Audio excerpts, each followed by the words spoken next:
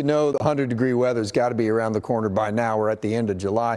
We've yet to hit a 100-degree day. This is the rain and thunderstorms that were going on today down to our south. They tried to make a run past Waco into Hillsboro, Cleburne, Corsicana, but they just died out from the daytime heating or lack of as we fell into evening. And here's the sun getting below horizon and calling it a weekend.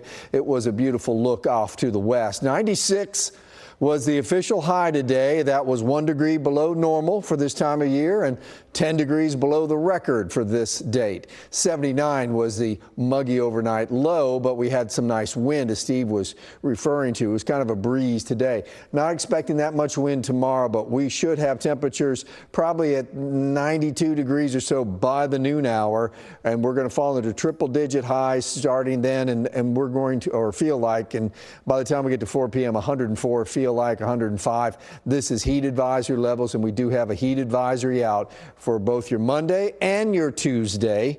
This is the first time they've issued one for 2 days in a row.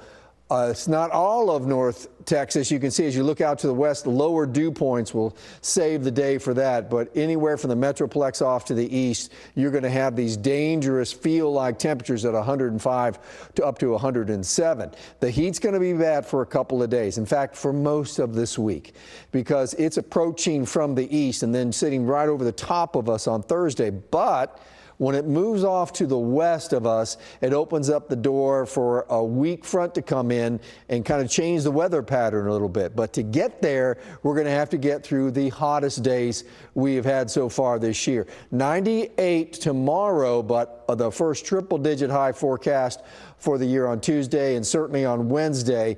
And really the next 2 days, the humidity so high that we're going to have those feel-like temperatures do that. You saw those rain chances show up starting Friday as we start August. As I said, that high pressure gets off to the west of us and in comes a front. It's just going to lay down over North Texas for the weekend, but pretty good rain chances. I think the best will be on Saturday. We'll put 20% chance of rain each day.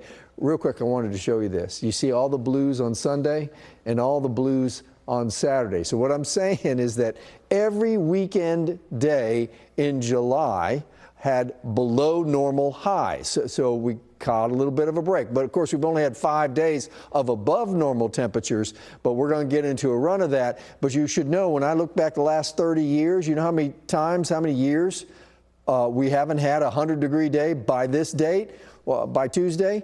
4 times. So it is pretty rare. Last time was 2019 and we ended up with 14 of them, but here's 3 right here. Tuesday, Wednesday, Thursday. We should have temperatures knocked down because of the rain chances that show up, and maybe, you know, a half an inch of rain is possible through that period. Stay with us. Steve Pickett, be right back.